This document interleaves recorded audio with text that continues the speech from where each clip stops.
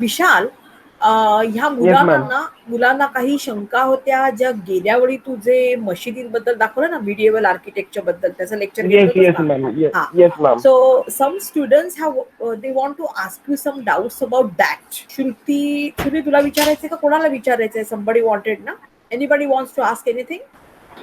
Which part you didn't understand about mosque basically? The structure, the inside structure, those Okay, okay, staircase okay. over there, no? Yes, yes, yes. Okay, that is called okay. I will explain you in brief, very. So basically, see, mosque is basically the important first. The mosque is the name is basically the masjid, which is this is very religious kind of the architecture, and it was first started in Indonesia. To you can see it is very quintessential architecture, and basically it is a place of the prostration through the most of the like sajda for doing sajda for most of the five daily prayers which prescribed in Islam. So basically congregational prayer like the temples. Similarly, the mosque is that for Islamic faith, for Islamic prayers, for the place of the prostration. It has a different kind of the element. Basically, the Qibla. The Qibla is, see, there is a one arch. That arch is basically the arch is kind of the decorated with the some kind of inscribed with Quranic ayats and kind of the some Quranic ayats and some prayers are kind of engraved on that on the archway on the top of that basically the wall. Basically that wall that wall is kind of it shows the direction that arch shows the direction of the Qibla, basically direction of the Muslims. So whenever the Muslims whenever the Islamic people they kind of they enter in that mosque kind of the territory. So that Qibla, that archway, it shows the direction of the Makkah, basically towards the Kaaba. Okay, so Qibla is like it is a wall basically. It has a one arch. Arch is like similar door. That wall is kind of the mosque that faces the Makkah. So all the kind of the Islamic faith the followers they used to kind of prostrate in that direction for doing their prayers. Okay, that is the first part. That is kind of Qibla. That is a wall. Second is kind of the mihrab. Mihrab is like the Qibla is kind of the wall, and on that Qibla, when I explained you, there is an archway. That arch is basically called as a niche. That niche is called as a mihrab. Again, that's showing the direction of the Mecca because it is of importance because most it is the most ornate part of that mosque. Okay, Qibla is the wall that shows the direction of the Mecca. So where the Qibla whenever that wall has a that mihrab is again that is a small kind of the archway. That arch is kind of fully ornated arch, and that shows the direction. That is the most ornate part of the mosque, and highly decorated, and that is embellished with the Quranic ayats. Entire wall is not kind of inscribed with the Quranic ayats. Even in some kinds of tombs also, in even in Deccan, even in some in northern side, you can see Jaunpur in Lucknow, again which is again Awadhi architecture you can call it, but all the kind of the mosque or tomb, whenever that arch, that only kind of the opening, that doorway, that arch is kind of ornated with kind of gilded with the gold, and that shows inscribed with the Quranic ayat, and that shows the direction of the Kaaba, again Makkah. Okay, and inscriptions they have engraved on that. Second, third is a kind of the minbar. Minbar is that staircase. Okay, which you are talking about, asking about. It is also called as a pulpit. Also, it is in the form of the staircase on which that prayer leader, that is again imam, that stands well, kind of the delivering his religious discourse, religious sermon on the Friday prayer. Basically, so pulpit or minbar is kind of the small staircase of 2 to 3 flight of the steps. Okay, and he used to stand and he used to kind of deliver his religious sermon while kind of doing their Islamic prayer. That is called as minbar or pulpit. Okay, and again it is similar to kind of the podium or kind of the rostrum, like the our college has. Every college has the kind of the podium. Okay, that it is kind of the podium basically for that imam, that Islamic like prayer leader, and it is a kind of the raised platform, basically stone platform above the surrounding. so that he could stand over there on that flight of the steps, and he could deliver the his religious discourse. Okay, Islamic prayer. Whenever all Islamic people, all Islam, the followers have gathered for in the mosque. Then the next is kind of the minaret. Minaret is very important that it is again religious architecture, and it in early medieval period. It's like from when the Islamic architecture has introduced from the Persia, from the Turkish style. So even in Middle East, it was prominently it was associated with religious architecture because it was also always attached to the mosque. It was adjacent to the mosque. In later medieval period, you can see the Chand Minar, Qutub Minar, the standing as a standing stalwart. We can call it as a stalwart because these are kind of the giant and very kind of mammoth structures which are constructed basically in isolated and only. So Qutub Minar is not kind of attached to the mosque. These are very kind of huge structures, huge the minarets. Earlierly, the minaret is always kind of constructed in the vicinity of the mosque because whenever it is designed to call the prayer basically. So in desert region of the Arabia, so because there were not kind of the human settlements in very in overcrowded kind of the site basically in any region. So kind of for using for kind of calling someone for prayer, these tall towers have been constructed, and so anyone can be heard loud and clear throughout the town in the city.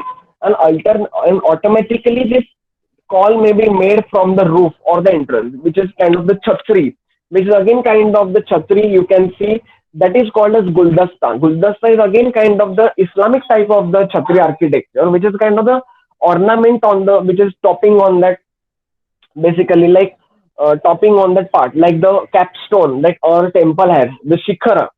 Similarly, similarly, that minaret has that kind of the chhatri on that kind of the some that Islamic kind of the person or the imam that is kind of calling everyone for the prayer. So, and it is always called as a sahan. So most of the mosque it has a contain the public fountain that is again called as a basically public fountain basically where the kind of believers they can perform the ablution. Ablution even in kind of like we have this concept of sacred rivers and sacred waters. Similarly, even in Islam they have kind of the concept of sacredity, sanctity of the water. So that is called as wuzu. So the Abhida ma'am will explain you about the wuzu. Like they used to kind of sprinkle the water on their the kind of on their foot and the legs and on their basically eyes. That is called ablution basically. The ritual. It is again sacred ritual of the Islam for washing of the hands, feet, and face. So it is basically courtyard, sun that kind of encompasses the kind of public fountain. And in early lands of the Arabia, the water is again revered as a very kind of the gift from the God because so gift from the Allah basically because of it was very desert region. So that's why like we take a deep in the sacred waters of the Godavari, Ganges, and Yamuna. They don't do that. They just do ablution. So they just because of the kind of the scarcity of the water. So that is kind of the courtyard. And as you know, the minaret and dome is very important kind of the symbol, visual symbols of the Islamic architecture. So dome is there, which is again top of the mosque, where the kind of the Qibla wall is there, basically. And dome, as we know, that it was inspired from the Byzantine Empire, basically from 7th century, and it is again octagonal kind of the monument. We, as we know, onion drum. It has kind of the guldasta. It has kind of plated in gold during 16th century. It was kind of the concave shaped section. So as we know, pendative and the dome sits on that kind of the pendatives basically. Okay, and on that pendative there is a kind of this capstone on the top, and which is surrounded by the circumvented by the kind of the petals. So this is kind of the dome, courtyard, minaret. After minaret, as we know, the minbar, that is the pulpit staircase, like the rostrum or kind of podium used to basically used by that prayer leader, Islamic prayer leader. There is a kind of the niche that it is called as mihrab. which is again kind of very kind of ornate part, and there is a kind of Qibla wall. These all are kind of the parts of religious architecture of monument of the mosque. Understood? Yes, sir.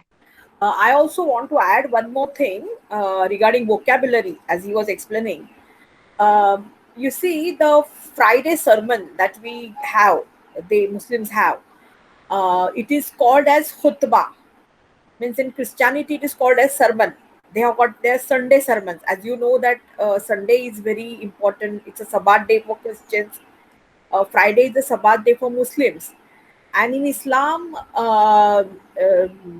what do we say? Congregational prayer, or what is called as Jamaat mein namaz, is very important.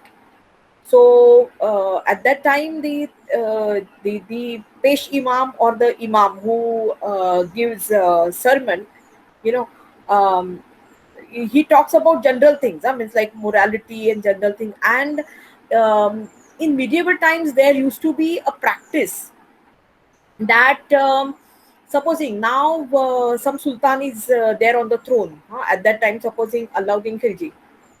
So in the khutbah, they would say that may peace be upon Alauddin Khilji. Let there be barakat. Let there be prosperity during the reign of Alauddin Khilji. So it's like dua for him, for him good. And so that was the nature of that khutbah of that, like Friday's sermon that was known as khutbah. It may come in the exam. That's what I'm saying. It was a like Just sign of the primogeniture, law of the primogeniture. When yeah. someone is kind of succeeding the other ruler. So that this word khutbah is very important exam point of view. So I'm telling you, I'm explaining you the meaning of khutbah. Khutbah is a sermon, Friday sermon. Huh? And one thing I want to tell you in connection with this, um, supposing where Babar defeated Ibrahim Lodi. Okay, so the day Ibrahim Lodi was defeated, the next time when there was khutbah in the mosques of Delhi, in the khutbah there was the name of Babar. They would say that now let there be barakat for Babar's reign. You understand? So the Islamic khutbah is also a sign to for us historians to know which ruler was defeated, and I mean which ruler has newly ascended the throne. So how means you will see this, you will read this in the historical texts that okay, khutbah was read in the name of whatever Sultan Ibrahim Lodi or whatever. And another word that has come regarding azan, the prayer call that you must have heard this in the morning. आपण त्याला बांग देणं म्हणतो. सकाळी सकाळी हे लोक बांग देतात. They have got 5 times namaz. So 5 times you will hear a azan. That is called as azan. त्याला आपण ज्याला बांग म्हणतो त्याचं नाव आहे अजान. सो ती अजान जो माणूस देतो त्याला म्हणतात मुअज्जिन. मुअज्जिन, MUAZZIN. This word is also important exam point of view, so I'm explaining. Okay, you wanted multiple choice questions exam point of view, so I told you this two important things. And also remember imam or pesh imam. Okay, okay. So and otherwise also, not only for exam point of view but also for in the I mean from the point of view of Islamic civilization. And you may get such questions, multiple choice questions, anytime, anywhere. Even if you appear for your competitive exams, you will get such questions on Islam, on an Indian civilization. Okay, so these are some important words I wanted to explain you now that topic had come. So okay, fine. So any other question anybody wants to ask? I wanted to ask something. Ha. You told us about the khutbah. So I wanted to ask that do they write and keep the khutbah as records? The khutbah which they read in Hmm. front of on Friday. Do they No, write? no, by and large they don't preserve. ते don't preserve. आपल्याकडे देशामध्ये प्रिझर्वेशनची एवढी हे नाहीये, पद्धत नाहीये. Yes, but from minarets, na, from whenever they are kind of as ma'am explained just now, for kind of calling for azan, when you are doing the azan, that time they're using the kind of the recorders for kind of transmitting the message or kind of for calling the Islamic for the Islamic prayers basically. That time they're using the sound recording basically from the town minarets. In current situation, I'm telling you, current period, the previously this Qutba is basically it was a part of when there is a kind of the monarchy was there in India. That time the Qutba was kind of rare. Even in kind of you can see the numismatic sources. Even in this the coins of the Alauddin Khilji coins of the Mughal dynasty. Even in Deccan you can see there is a they have engraved the Qutba. That thing was red. It was inscribed on the coin also. So this is all part of the when monarchy was there in medieval period. That time the Qutba was read. Now in kind of the present period for calling for kind of whenever they are doing azan, that time they are using the sound recording for from calling from the minaret basically. And why this custom of calling. पहिली गोष्ट तुम्हाला एक सांगते, आज आपण हल्ली आपण जेव्हा जातो ना, you must have seen that you here लाऊडली. I mean एवढा मोठा आवाज from anywhere you here the अजान. You know why like that? Because definitely they are making use of recorder, I mean the mic, and that's why you can hear. But why that custom was there, this is very interesting, because in Arabia it was a sort of dispersed land, na? So it's not thickly populated area. So at that time, if the muezzin wanted to call people, oh you come here to assemble, so for that purpose that call was given, because people houses will be sparsely located at distant places. So दूर दूरच्या लोकांना कसं ऐकू येणार, म्हणून तो मोठ्यांदा call द्यायचा. That was the custom. Okay, so now in the modern age people have started using technology for that purpose, but the real reason was this. And Vishal, I want to thank you on behalf of History Department and Sathai College for coming here and sharing your knowledge with our present students. 2 years back, you were also our student, and now you are our past student, and probably in future, I hope that you will be also our faculty for our so many courses. So I will be very happy. I'm looking forward Yes, ma'am. for that moment. And best of luck to you also, because he's also having his exams now in the end of December, and he's preparing for that. You can imagine his studies and how he must be preparing for his exams. So he out of that time he has spared some time for us. So I'm really thankful to you, Vishal. Thank you, ma'am. It was the great pleasure to kind of talk about archaeology, and also because uh, and also to share about whatever I learned from you and in the courses which we have recommended for me to for kind of to study about archaeology.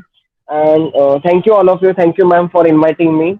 I'm looking forward to to kind of associate to become an associate about the Sathe College of associate of the history department. Thank you, ma'am.